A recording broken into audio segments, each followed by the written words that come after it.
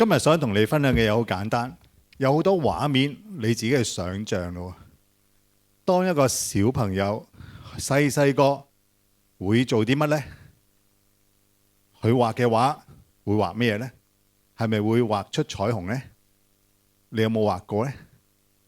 小朋友再多啲啦，每日問阿媽好多問題，阿媽會點答你啊？阿媽永遠答你不要問為何，因為佢唔想答你啊嘛。咁你有冇諗下啦？返學啦，學生哥先生會點對你呢？永遠叫你坐定企定，係咪啊？肅靜。你嘅生活呢，係咪真係咁簡單去過咗你嘅小學、中學呢？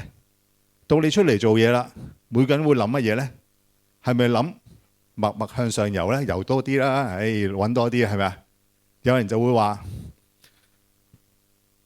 努力自強，去行多啲，做多啲。但係往往啲人都會到最尾問翻個問題：點解係自己呢？冇份呢？點解係自己坐咗喺度呢？啲人會問好多嘢，我唔知你有冇問過啦，自己或者你見到人哋啦，到人哋攞獎啦，跟住你又問點解唔係自己呢？好多嘢我哋成日都會去比較，去做自己去比較去睇人，但有冇諗過嚟緊呢4個中文字去反省下自己呢？其實幸運是我啊嘛，我已經好幸運噶咯。今日大家有呼吸，有手有腳，聽到我講嘢，呢個係咪你嘅幸運咯？但係永遠我哋都會諗一樣嘢，信，究竟你信緊啲乜嘢呢？你心目中嘅理念係信緊啲乜嘢，而導致你今日仍然行緊呢？冇放棄呢？同埋呢一刻，我又想你諗下啦，心目中我俾3秒停頓，你諗下先。你想多謝邊個？有咩人你想多謝佢？點解？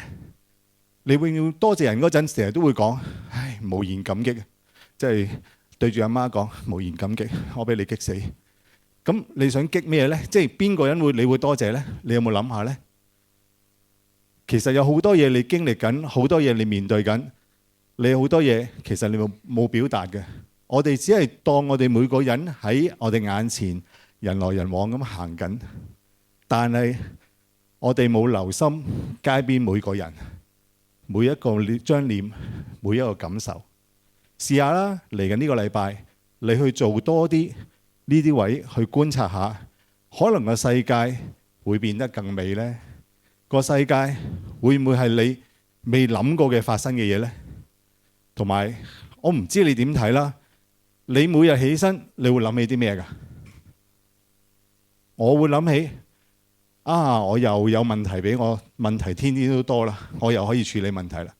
即係我以前做嘢有個同事話俾我聽，有問題係好㗎，解決咗佢啦。到你出咗去 production 個平台，你有問題你就賴嘢啦。所以我反而而家你問我每日我做緊一啲創作嘅嘢啦，即係 programming 啊或者見客，佢有好多問題俾我，我反而好中意 objection handling。我唔係要同佢駁嘴，我要諗個答案俾佢。試下我哋每一日去喺你好疲倦嘅時間，繼續去諗下個問題嘅答案，從而每一日都有新嘅希望、新嘅結果。期望你哋繼續努力。我唔知你聽唔聽明我頭先講啲乜嘢。如果你叻嘅、聽得明嘅，一陣間 feedback 俾我聽啦。多謝。